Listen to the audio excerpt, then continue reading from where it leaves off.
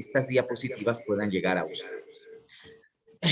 A ver, primer elemento central. La política es inherente a las relaciones sociales, ¿no? Y las relaciones sociales, lamentablemente, no solamente son espacios. Hay un micrófono prendido, no sé si escucho yo eso. Ahora sí, gracias. Las relaciones sociales no necesariamente son relaciones sociales pacíficas, llanas, armónicas, para decirlo de alguna manera. Las relaciones sociales presentan altos grados de conflictividad muchas veces y grados de tensionamiento. Todas las relaciones sociales tienen estas características, ¿no? Entonces, es importante entender que la política nace precisamente de esta idea de conflictividad y tensionamiento en la sociedad, ¿no? Ahora, ¿qué es la política en este contexto? La política es la forma o las formas que van a adquirir, van a tomar ciertos contextos, ciertos grupos sociales, ¿no? Para tratar de resolver estos tensionamientos, para llegar a acuerdos mínimos, para establecer criterios de construcción de reglas que de alguna manera sean capaces de establecer criterios vinculantes hacia todos. Aún, aquellos que no estén precisamente en acuerdo con estas reglas.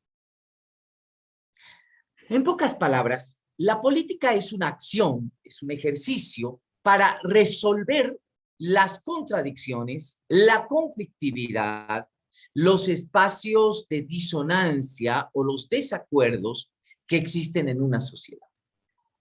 Ahora, cuando yo establezco que voy a hacer política, voy a ir a la práctica política, indudablemente voy a ir con esta intención, ¿no? De que se puede establecer un objetivo claro para la sociedad y que ese objetivo además de alguna manera sea manejado o sea llevado adelante con ciertos grados de legitimidad. Eso significa con ciertos grados de aceptación de ellos.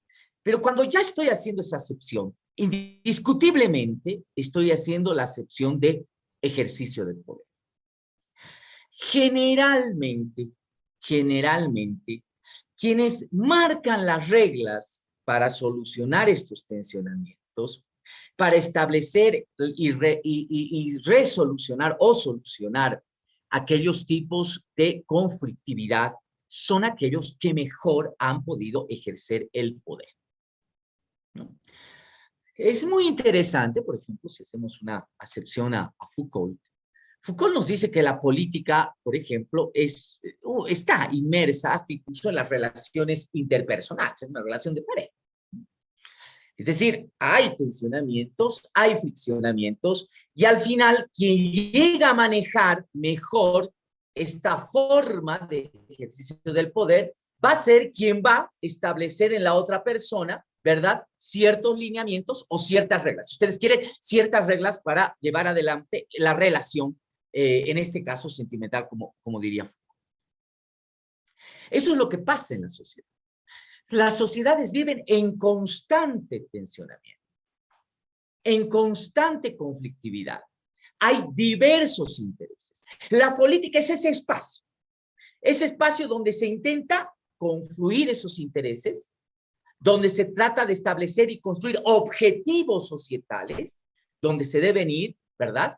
Y establecer un entramado normativo, un conjunto de reglas que de alguna manera todos deben seguir para poder establecer, llegar a esos objetivos.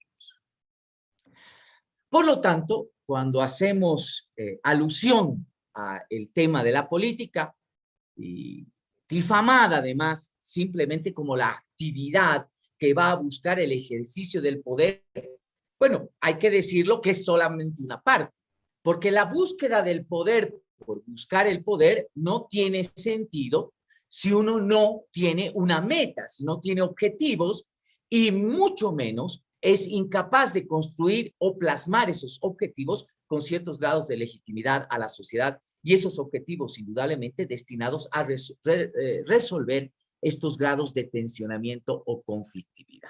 Esa es la política. Para decirlo así de sencillo y clarito, la política es esa acción, son estos espacios donde se tratan de resolver los conflictos y los tensionamientos en una sociedad. Ahora, esto implica, desgraciadamente, a lo largo de la historia, ciertos modos en los cuales las sociedades indudablemente establecen la posibilidad de llegar a resolver estos conflictos, o si ustedes quieren, sofocarlos, ¿no? Las dos vías conocidísimas de actividad política, de concepción misma de la política como ese espacio de resolución de la conflictividad, está marcada entre, y entre otros subdominios, pero básicamente entre los principales, entre democracia y autoritarismo. ¿Cómo puedo yo resolver los conflictos de la sociedad? ¿Cómo puedo resolver los tensionamientos? ¿Cómo puedo establecer ciertas normativas que nos lleven a un objetivo general? Ahí está el dilema y ahí está la diferencia. La primera vía puede ser absolutamente democrática. Y esa vía significa el lograr consensos, el establecer procesos de socialización, de concertación, establecer procesos, reglas, canales, una institucionalidad, indiscutiblemente, que nos lleve a decir, señores, este es el objetivo societal al que queremos llegar, ¿no? ¿Están de acuerdo? Sí, hay una mayoría, aquí viene la lógica de mayorías y minorías, siempre en el ámbito de la política. Los duros marxistas llamarían hegemonías y no hegemonías, ¿verdad? Entonces, ahí la mayoría dice que este debe ser el camino, este debe ser el objetivo, estar medianamente consensuado, hay acuerdos, hemos debatido, hemos discutido, nos hemos escuchado y entonces vayamos a establecer este conjunto normativo para poder llegar a ese objetivo. Una forma democrática. Pero no se puede descartar tampoco, y dentro del realismo político, que la política también tiene otra visión, y esa visión es la forma autoritaria. Y esa forma autoritaria lo que va a buscar no es precisamente superar las contradicciones ni las tensiones de una forma pactada o de una forma consensuada. Lo que va a hacer es tratar de sofocarlas. Y eso significa que si alguien tiene visiones distintas, lo mejor que puedo hacer es reducir sus posibilidades de acción. Y eso significa con mucha nitidez el hecho de coartarle los espacios donde pueda expresarse, pueda mantener una línea de criterios o pueda presentar objetivos que precisamente no sean los que comparta un determinado grupo o determinados grupos. En pocas palabras, la clave aquí es de que esas tensiones, en vez de ser resueltas, son sofismas. Aquí nosotros somos mayoría, aquí nosotros hemos establecido y tenemos el ejercicio del poder, por lo tanto, las decisiones que ahora tomamos, el criterio que ahora tengamos nosotros, van a guiar a esta sociedad por el resto del tiempo que nos toque a nosotros, sin duda alguna, llevar adelante esta práctica política. Pero, y para finalizar un poco esta pequeña introducción a lo que significa la política, los espacios de ejercicio de la práctica política son diferentes, ¿no? Y eso también le da un matiz muy interesante y refleja en algún momento los grados de tensionamiento, de conflictividad en los que siempre está inmersa una sociedad. Por ejemplo, pueden ser espacios institucionales, pero también no lo pueden ser, ¿verdad? Pueden ser espacios altamente organizacionales, pero también no lo pueden ser. Pueden ser espacios de altísima creación y sustentabilidad legal, o pueden tener una tradición histórica en el ámbito de la resolución de estas tensiones y de esta conflictividad. Pero también pueden ser elementos, organizaciones o instituciones que emerjan al calor de algún proceso de tensionamiento que sea completamente fuerte y que dé paso a una nueva forma o a nuevas formas de resolución de esta conflictividad. Puede ser indudablemente en el ámbito social, sectorial, corporativo, grupal, o también muchas veces bajo la índole de la actuación absolutamente personalista. Es decir, estos espacios donde se intentan resolver estas resoluciones, perdón, se trata de resolver estas contradicciones y tensiones, también son diversos y son yo diría, parafernálicos, ¿no? Porque se nos presentan de una manera. Bien, ahora se me ha pedido que podamos de esta manera muy sucinta, como decía Julio al inicio, a capela, poder establecer aquí algo que me parece central. Y esto es establecer una relación o una diferencia entre lo que significa la ciencia política y la política. Es algo que, sin duda alguna, y veo aquí varios colegas, incluso de Santa Cruz, a los cuales saludo muy cordialmente, es un tema de muchísima discusión dentro de nuestras unidades académicas. Y creo que se me ha pedido precisamente hacerlo en función de poder enriquecer este debate. ¿Qué tiene que ver la ciencia política con la política?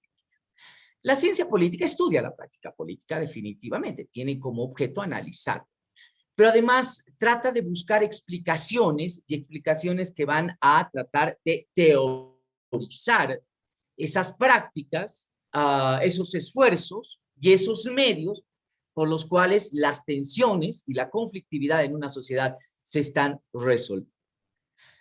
La ciencia política, por supuesto, también marca, y desde la esfera absolutamente normativa, no legal, normativa, es distinto, el deber ser. ¿No? El deber. Eso significa que de alguna manera la ciencia política nos puede establecer el camino deseable o establecer o construir un modelo, ¿no? Donde esta práctica política puede establecerse con mejores criterios probablemente que otros modelos. Es algo utópico. Por eso muchas veces la ciencia política se nos queda ahí, ¿no? En el deber ser, y desgraciadamente tiene una disonancia muy alta con lo que significa la práctica política. La ciencia política tiene subdominios muy interesantes que indudablemente son importantes tocarlos. No lo vamos a hacer aquí, simplemente los vamos a mencionar. El primer subdominio de la ciencia política es la teoría política. Es decir, la práctica política tiene que tener ajallo, ¿no?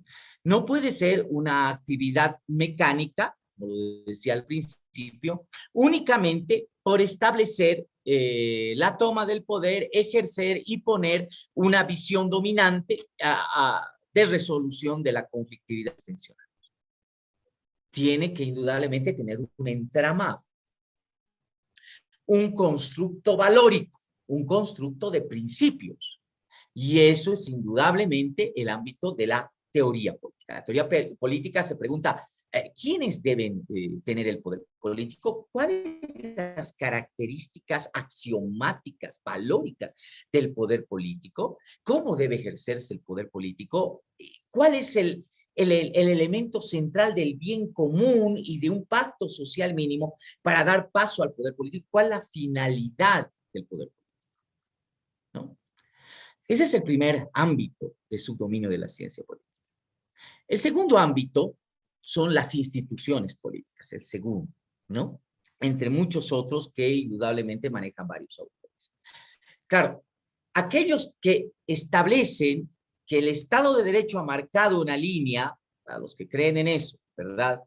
Y dicen, señores, el Estado de Derecho ha marcado que son las instituciones las que ejercen el poder político y es a través de las instituciones que uno debe hacer o debe plasmar estos objetivos generales a la sociedad, entonces reducen el estudio de la ciencia política a las instituciones políticas, legislativos, ejecutivos, gobiernos municipales, gobiernos departamentales, partidos políticos, sistemas electorales, etcétera, etcétera. ¿No? Ese es el segundo campo temático. El tercer campo temático es un poco la negación o la complementación, no la negación, la complementación de este segundo espacio, un ratito. La política como intento, como espacio, como acción de resolución de la conflictividad y los tensionamientos, no solamente se da en los marcos institucionales, sino se da a través de tradiciones y a través de una cultura política y una acción colectiva permanente. Y precisamente ese es el tercer ámbito y subdominio de la ciencia política, ¿no? La cultura política y la acción colectiva. Es decir, cómo la sociedad, muchas veces superando a las instituciones,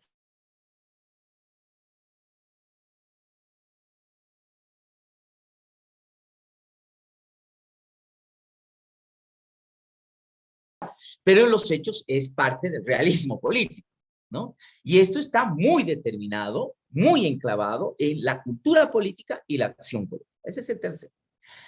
El cuarto es aquel campo que últimamente está siendo poderosísimo en la ciencia política, que es la gestión pública o las políticas públicas, ¿no? Es decir, la manera concreta, específica de acción, donde la política aterriza, si ustedes quieren, es a través de las políticas.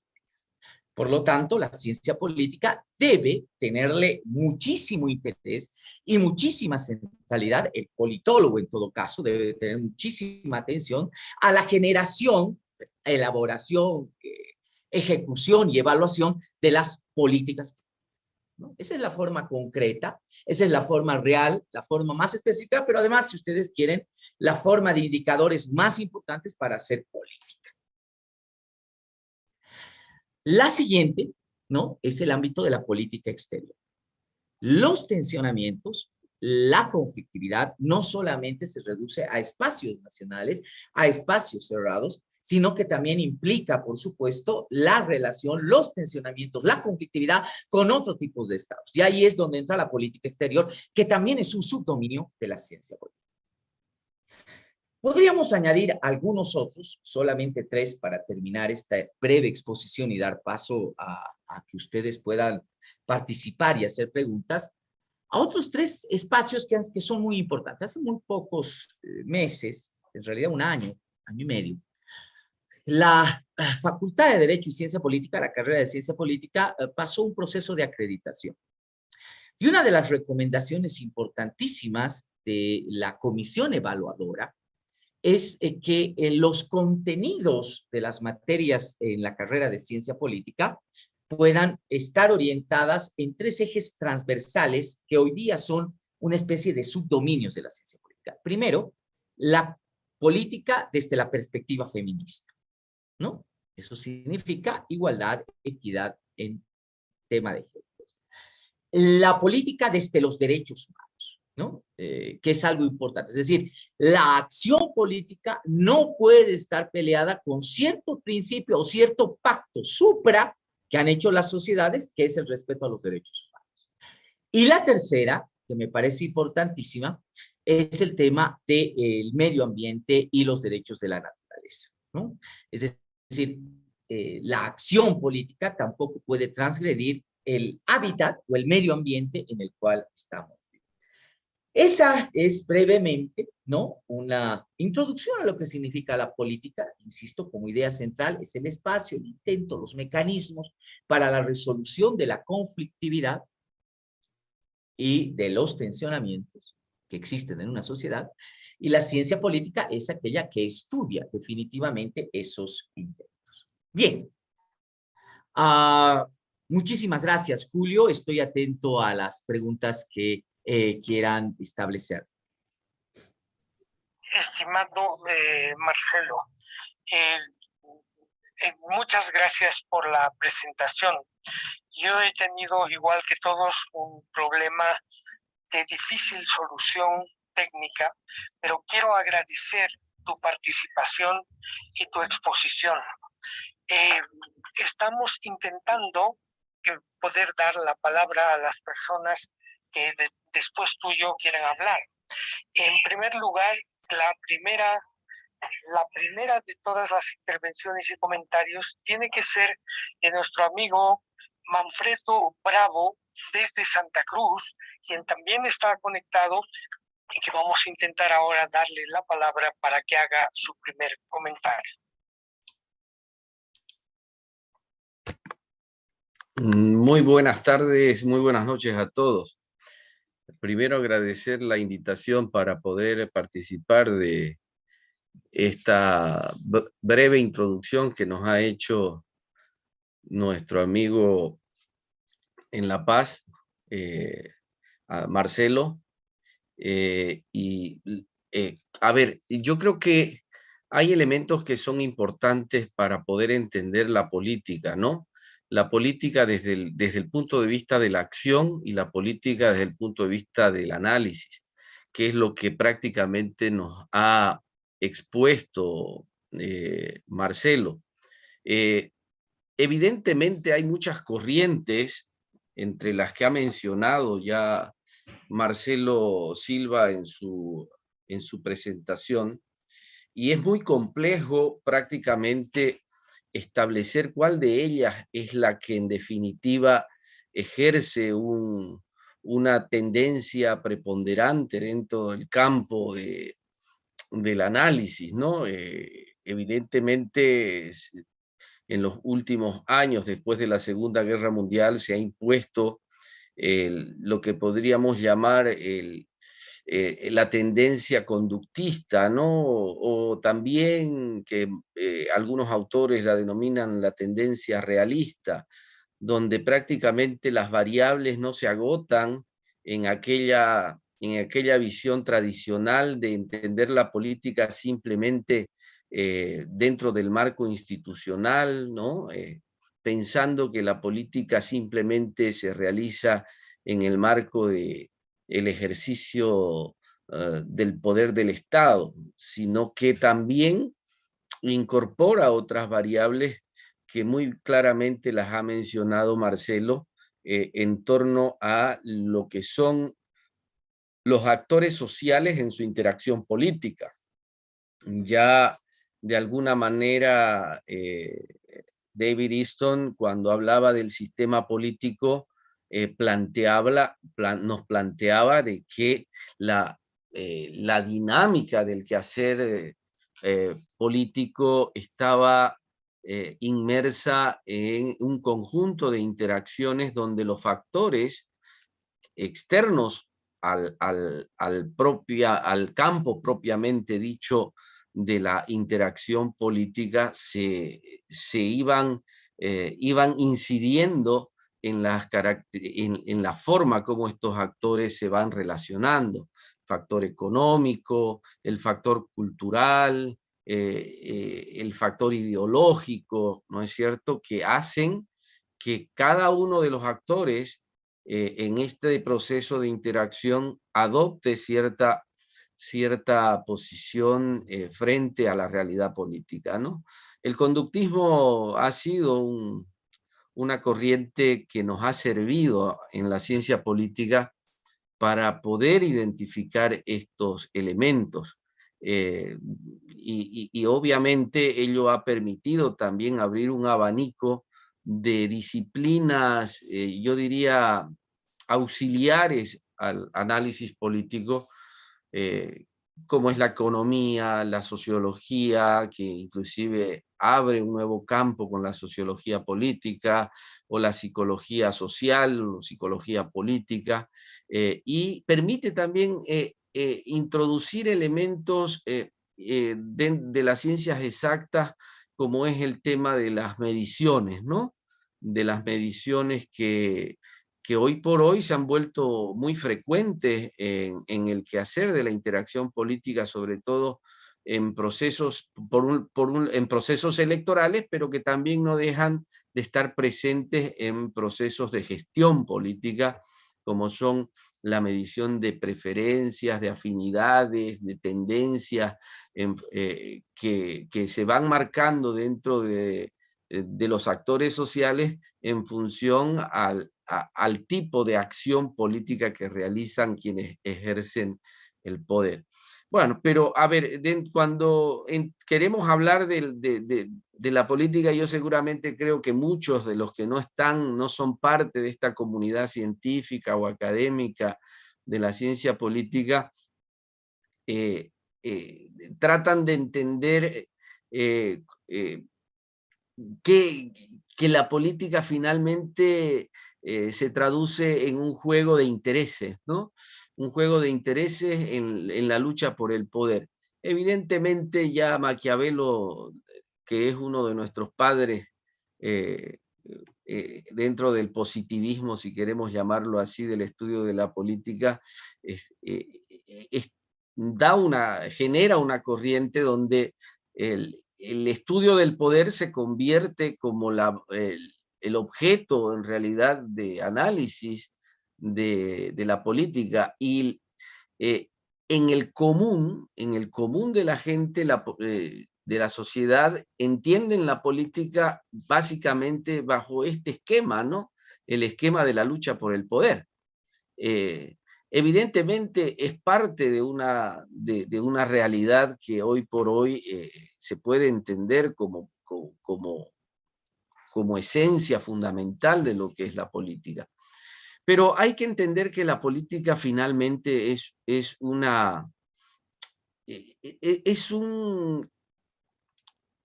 un proceso permanente de interacción entre no solamente los que ejercen el poder, sino también quienes son sujetos del poder y quienes de alguna manera también buscan establecer mecanismos mediante los cuales se pretende mejorar las condiciones de vida de los ciudadanos, ¿no? No podemos entender la política fuera de este marco, porque finalmente, y eso ya bien lo decía Marcelo, hay en esta relación de quienes mandan y quienes obedecen, se encierran un montón de intereses que finalmente tienen que ver con el mejoramiento de las expectativas de la convivencia social, ¿no? Mejor calidad de vida, mejor calidad económica, mejores condiciones de acceso a servicios, etc. Y en realidad la dinámica misma de la acción política se va a ir circunscribiendo a estos espacios. Entonces, yo creo que como un resumen, dado el tiempo que tenemos, de lo que podemos entender o responder a esta pregunta de qué es la política la podemos resumir, digamos, ya no exclusivamente desde el punto de vista académico-científico, como el conjunto de interacciones entre gobernantes y gobernados en la búsqueda de un bienestar. Ahora, evidentemente, cuando hay distorsiones de esta concepción, entramos en las fases anómicas de la política, ¿no? Donde cuando priman intereses particulares frente al interés general, evidentemente se dan estas distorsiones y vienen obviamente las tensiones, que son, que son elementos que están inmersos dentro de este escenario que se va construyendo y que muchas veces generan resultados no esperados de este proceso de interacción, ¿no? Entonces, eso es la política finalmente. Finalmente es la búsqueda de resolver problemas de la sociedad a través del ejercicio del poder en el marco de un mecanismo, por un lado, ordenado, dentro de un sistema institucional que regula el quehacer político, ¿no? dentro de las normas que se van estableciendo en un orden social determinado, y por el otro lado, en las perturbaciones permanentes también que se dan en esta interacción por un conjunto de intereses que tienen que ver tanto con actores individuales como con actores colectivos. Un proceso muy complejo, pero que en realidad es lo que va marcando el desarrollo y la evolución de las sociedades, ¿no? Me quedo ahí, querido Julio.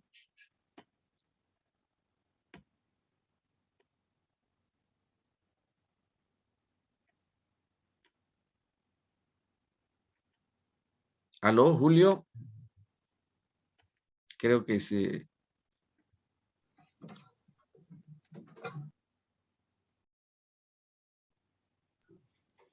Tengo...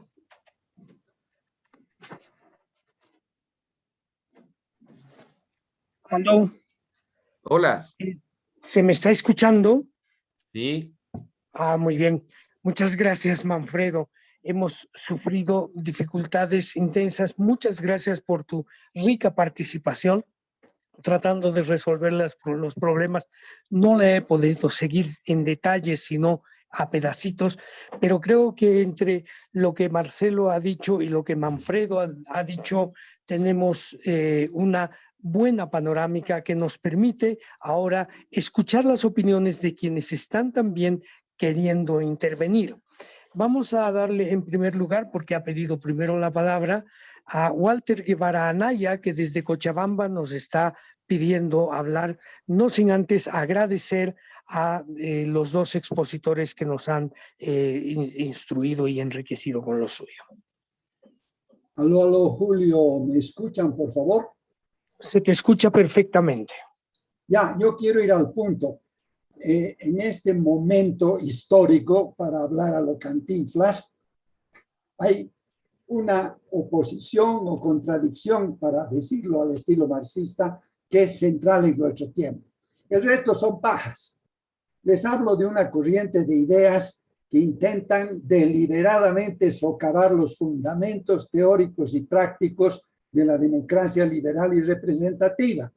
Esa corriente representa el desafío más serio de nuestro tiempo porque plantea una concepción de la democracia en la que todo vale: la mentira, la guerra sucia, el copamiento de los poderes del Estado, en una palabra, el uso de la fuerza para establecer una hegemonía disfrazada de institucionalidad democrática. Les cito textualmente mi traducción de un par de líneas de una de las teóricas de esta corriente, es la filósofa belga Chantal Mouffe, es uno de los ídolos de nuestro Alvarito García Linera. Son dos líneas que tradució del francés de su breve ensayo presentado en una revista muy prestigiosa del Colegio Internacional de Filosofía el año 2010. Dice así: por lo contrario a lo que ha dicho Marcelo y no, el comentarista, la otra visión de lo político reconoce el carácter constitutivo de la división social y la imposibilidad de una reconciliación final. Dice Mouffe: afirmo entonces que no es posible pensar de una manera propiamente política, excepto cuando se reconoce que la división y el antagonismo son inerradicables. No sé si existe esa palabra en español, pero no se los puede hablar de raíz. Esta señora privilegia el momento de la decisión y lo caracteriza como una imposición. En democracia liberal y representativa, el momento de la decisión es el resultado electoral. Para ella no, es una doblada de brazo, una doblada de mano por parte de los actores que tienen la capacidad de predominar sobre actores menos fuertes o más débiles. Ignora el proceso que tiene otros aspectos que puede empezar con el diálogo, la deliberación como en Habermas, el debate como en John Stuart Mill, la decisión que puede ser por mayorías y minorías, y luego los mecanismos de acatamiento de los perdedores y la ejecución. Este es el desafío de nuestro tiempo. ¿Qué hacer con este punto de vista que es muy incisivo, muy bien pensado, y yo lo encuentro absolutamente cínico, tramposo y de mala fe? Pero hay que demostrar eso. Y no voy a hacer eso en este momento, lo voy a hacer en el momento en que me toque dar la conferencia. Pero me parece que este es realmente el tema de fondo. Gracias, Julio. No, muchas gracias a ti, querido Walter. Muchas gracias a ti, querido Walter. Creo que ha sido una complementación. Tú eres un defensor de la democracia liberal y vienes con ello desde hace tiempo. Te agradecemos también tu intervención. Francisco Aramayo nos está pidiendo la palabra.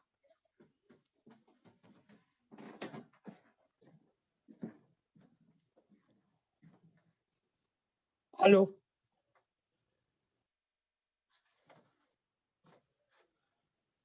Adelante, Francisco. Hola, muy bien. Muchas gracias. Muy honrado de participar de esta mesa de intercambio de comentarios y preguntas. Yo tengo un comentario y una pregunta para Marcelo, porque quisiera llevarlo a un tema que es el tema del día, ¿no?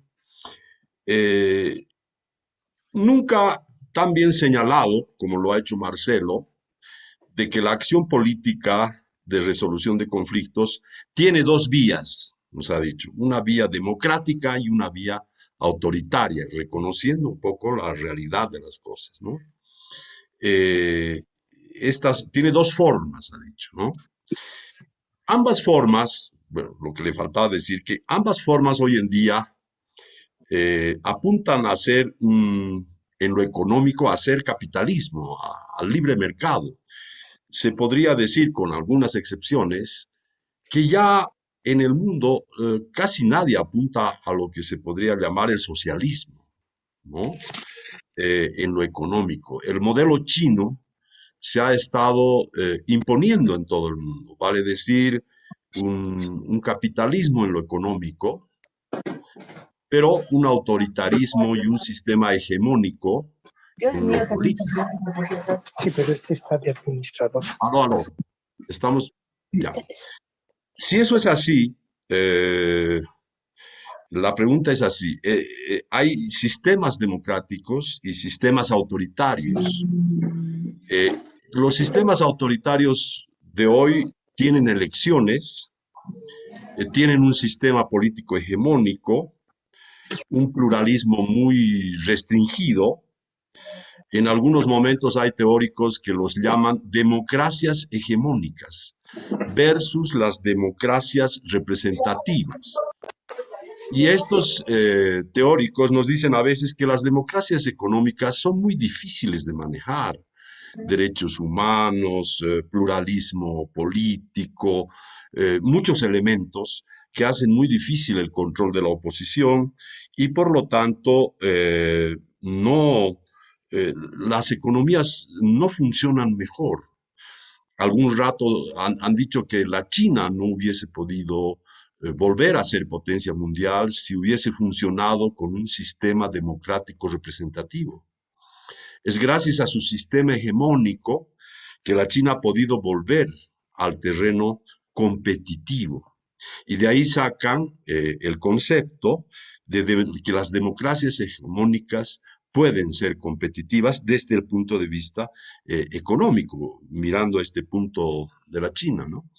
Entonces, las contradicciones hoy en día se resumen a estas dos visiones sobre estos dos tipos de sistemas, lo que otros llaman los sistemas democráticos representativos y los sistemas democráticos hegemónicos o autoritarios, ¿no es cierto? Ahora bien, es justamente en función de eso que todas las instituciones mundiales se han ido contagiando, vale decir, Naciones Unidas está en crisis, el Consejo de Seguridad está saboteado, la OTAN resulta con enormes actitudes de ambigüedad, es decir, el conflicto hoy entre Rusia y Europa y la otra parte del mundo tiene que ver con esta contradicción, y también en Bolivia tenemos que ver con esta contradicción entre estas dos formas que ha apuntado Marcelo de responder políticamente a la resolución de conflictos, que hoy en día son dos sistemas, los sistemas democráticos y los sistemas autoritarios. Ese es el comentario y quería que Marcelo pudiese hacer un comentario adicional y tal vez referirse a lo que está pasando en este momento con el tema entre Rusia y Estados Unidos y el resto del mundo, ¿no? Muchas gracias, Francisco, por tu intervención. Y vamos a darle la palabra para que responda el participante que ha sido cuestionado antes de dar otras palabras. Gracias, Julio. Más bien agradecer muchísimo las consideraciones que ha hecho Francisco. A ver, Francisco, creo que para ser muy breve, aquí hay un elemento central muy importante. Es cierto, hoy tenemos más que nunca una hegemonía del sistema capitalista en el plano económico, ¿no? Pero esa hegemonía está muy bien dada y muy bien marcada por una palabra central que se llama flexibilidad. Es decir, el capitalismo ha roto con sus propios esquemas, sus camisas de fuerza. Es decir, sigue siendo capitalismo en fondo, ¿no? Y trata indudablemente de asumir también otras dimensiones, otras formas aleatorias de ejercicio de ese capitalismo. Por eso es altamente robusto, ¿no? Es altamente robusto. Es decir, el capitalismo recoge prácticas asiáticas, prácticas andinas, prácticas africanas, prácticas occidentales y las acopla, las llega a recapturar. Los que son amantes de la teoría de la colonización o de la interculturalidad, etcétera, etcétera, nos dirían esto es una especie de pillaje incluso epistemológico, ¿no? Es decir, el capitalismo es muy flexible, agarra esto, a esto me sirve, muy bienvenido, ¿no? Entonces lo voy a utilizar, lo voy a manejar. Te comento que en el ámbito político, en ámbito de la política misma, como ese espacio de resolución de las contradicciones y de la conflictividad, también ciertos autoritarismos están utilizando estos grados de flexibilidad, ¿no? Es decir, ya no tenemos los típicos autoritarismos, Francisco, enmarcados en el uso del fusil, de la bayoneta, del tanque, que está saliendo a la calle y que tiene sistemas de represión absoluta, ¿no? Son una especie de demoduras, ¿no? Es decir, una especie de sistemas o concepciones de la política que con ciertos elementos y atisbos e indicadores democráticos van a tratar de imponer, la palabra que se utiliza generalmente en esto es sofocar, ¿no? A quien tiene ideas absolutamente distintas de lo que se concibe como el espacio de la resolución de la conflictividad. Solamente eso para añadir y complementar el comentario que tú hacías, Francisco. Gracias.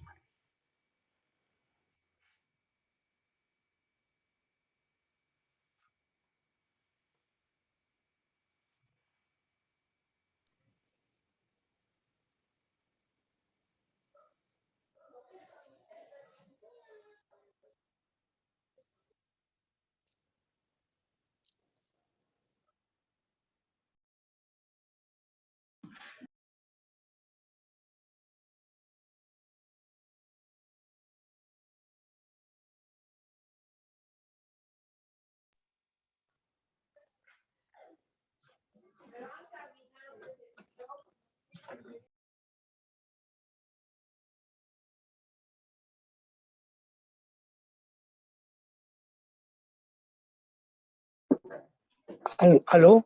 ¿Se me escucha?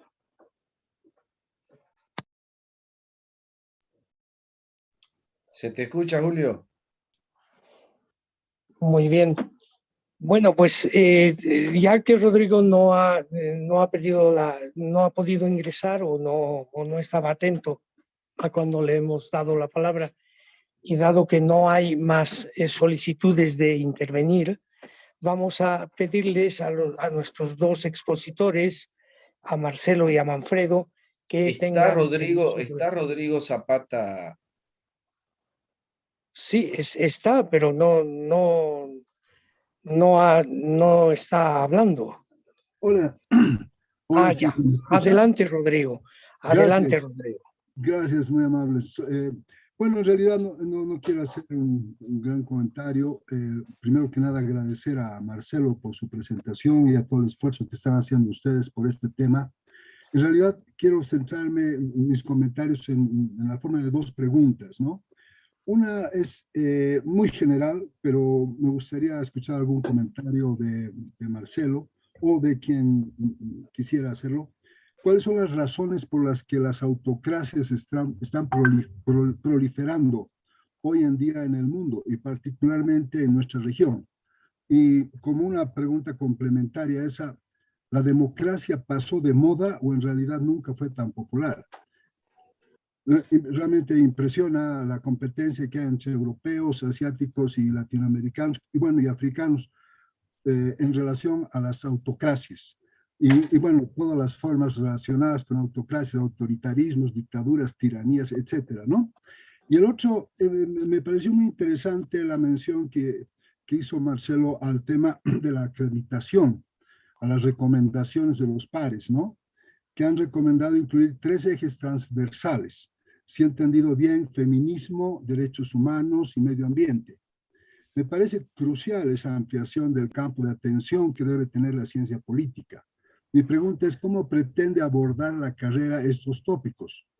¿Cómo se establecerán los vínculos entre dichos ejes y la ciencia política? O tal vez lo más importante, ¿cuál es la importancia que la carrera les asigna a dichos ejes?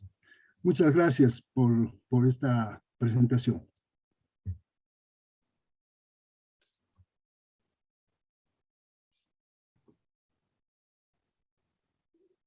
Si me permites, Julio, responder rápidamente, puntualmente a las gentiles preguntas que ha hecho Rodrigo. Pidiéndote permiso como moderador, si es que no tienes dispuesto algo. Bueno, entiendo que esa es una quiescencia. Voy a entender que es así. Bien, Rodrigo, dos cositas muy puntuales. La primera es que hay que analizar profundamente el tema de la democracia y especialmente a los enamorados de la democracia liberal y representativa, ¿no? Hay cosas que no han encajado y no han encuadrado y definitivamente creo que es necesario ampliar la definición definitivamente y no creo que se deba quedar únicamente con parámetros institucionales y formales. Hay otro tipo de demandas que son importantísimas en la sociedad. Estamos hablando del tema económico. No se puede concebir democracia bajo ningún estilo y bajo ningún parámetro, mientras tú tengas niveles de desigualdad económica o niveles altísimos de pobreza extrema. Eso es ilusorio. Eso no puede existir, ¿no? Entonces, el concepto de democracia no puede únicamente enclavarse o quedarse en los elementos o los indicadores formales, ya sea los que nos dio Leichhardt, nos dio Easton, nos dio el padre de los indicadores como Robert Dahl. No nos podemos quedar únicamente en esos indicadores formales, ¿no? Entonces hay que trascender a ello. Es por eso, indudablemente, que aparecen salvadores u otro tipo de respuestas que indudablemente son mucho más creíbles en su momento ante estas limitaciones indiscutibles que ha presentado la democracia, especialmente formal y representativa, ¿no? Liberal más, ¿no? La segunda es una pregunta central y los mecanismos que tiene la universidad ya se están empezando a trabajar. Voy a hablar por mi unidad académica, tal vez Manfredo pueda hablar por René Moreno, pero estamos justamente a puertas de nuestro congreso, ¿no? Nuestras jornadas académicas. donde precisamente, además ya con 10 años de ejercicio de un pensum, vamos a hacer las modificaciones establecidas, precisamente incorporando estas recomendaciones que nos ha hecho la acreditación. Tendremos en 2 años más, la visita nuevamente de esta comisión acreditadora que nos dirá cuánto hemos cumplido esas recomendaciones en el ámbito de la acreditación. Eso para decírtelo. Muchas gracias. Muchas gracias, querido Marcelo. No sé si Manfredo quiere complementar antes de cerrar esto. Hola, ¿me están escuchando? Así cortito, yo un poquito, creo que una pregunta interesante que hacía Rodrigo es, ¿cuáles son las razones porque están proliferando estos sistemas autocráticos, ¿no? Y tiene que ver un poco con el segundo tema que plantea la inclusión de estos ejes transversales que ahora se nos presentan dentro de lo que han sido las recomendaciones en el proceso de acreditación de la carrera de Ciencia Política en La Paz. A ver, yo creo que hay elementos que se traducen básicamente en los procesos que ha tenido la maduración de la democracia en el mundo y específicamente en nuestros países de América Latina. ¿Dónde es donde mejor se va desarrollando, digamos, el sistema democrático? En sociedades que de alguna forma tienen ciertos niveles de cultura política históricos, ¿no es cierto? Y que frente ante las figuras absolutistas de su momento, funcionó esto que de alguna forma podríamos llamar democracia representativa, ¿no? Pero sin embargo, también en este proceso histórico y sobre todo en la modernidad, han ido surgiendo elementos que ya no solamente se sintetizan en la visión ideológica que pudieran tener las corrientes en pugna dentro de la democracia, ¿no? Nosotros lo hemos vivido después de la década del 50,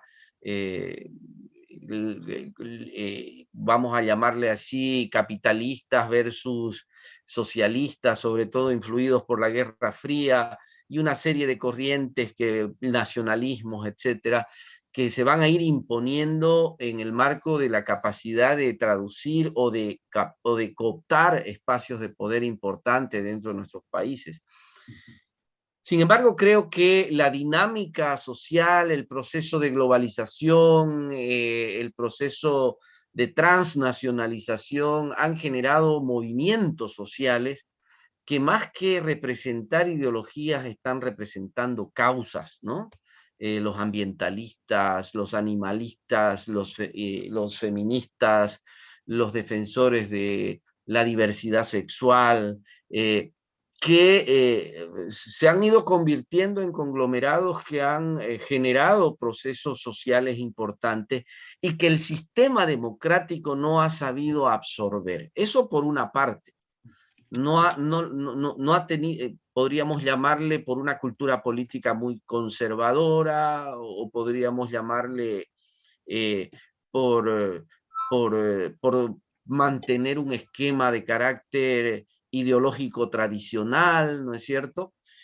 Pero también es importante, creo yo, entender de que otro factor que ha deteriorado de alguna forma la política es la dinámica misma de los partidos políticos, ¿no es cierto?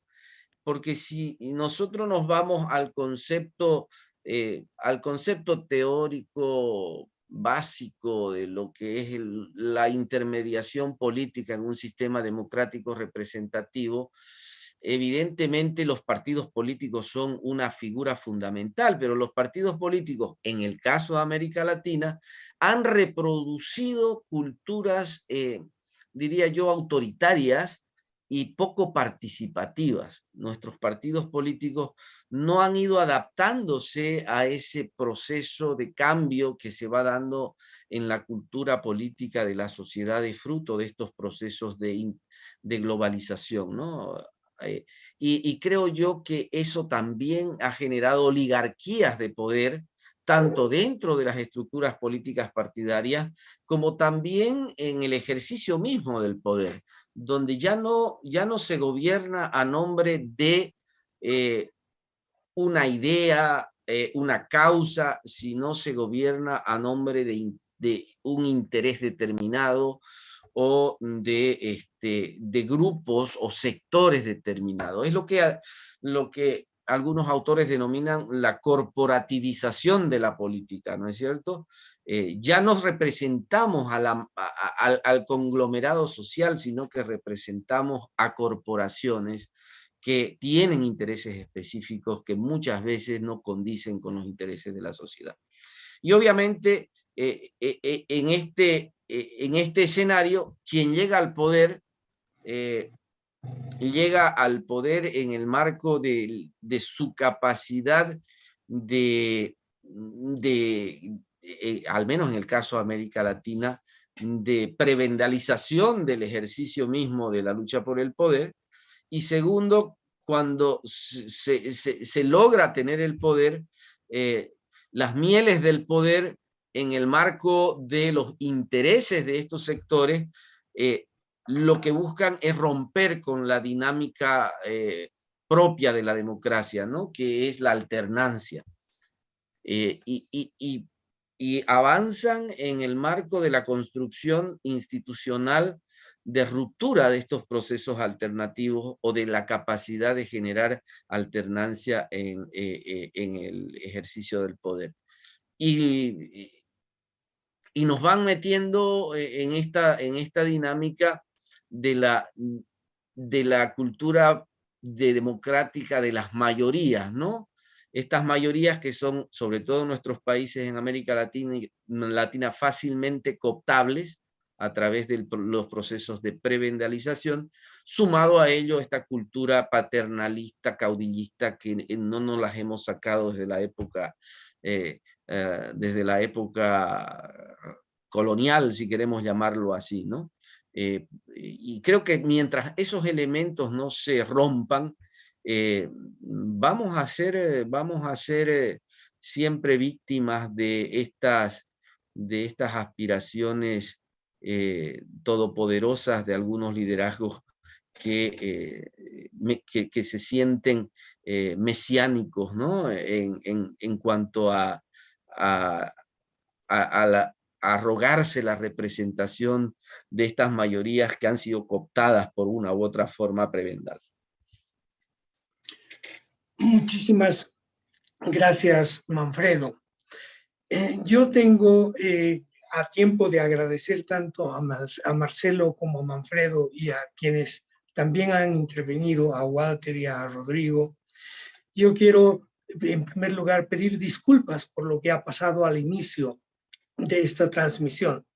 Es verdad que estamos aprendiendo, es verdad que es la primera vez que lo logramos. Quiero agradecer también al equipo de la Universidad Mayor de San Andrés, a Juan Carlos Huanca, que ha estado detrás de esto para solucionar los problemas que han habido. Yo puedo asegurarles que mañana, después de una evaluación que hagamos, en las próximas sesiones que vamos a tener, no vamos a vivir tan difíciles problemas como al inicio de este encuentro, que además debe haber hecho huir a muchas personas que estaban entrando en ese momento y que luego ya no se han conectado.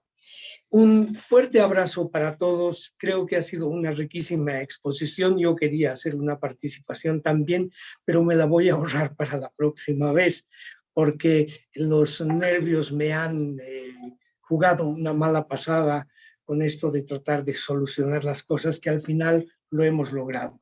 Gracias, Marcelo. Gracias, Manfredo. Gracias, Walter. Gracias, Rodrigo. Gracias, Francisco. Todas las personas que han tenido las posibilidades de participar con nosotros hoy.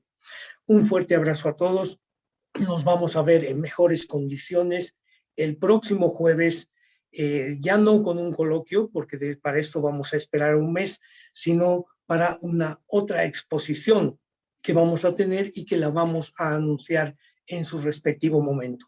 Que todos tengamos unos lindos carnavales, que esto no nos distraiga de las cosas que están pasando en nuestro país y en el mundo, que hay que estar atentos a ellas en este momento.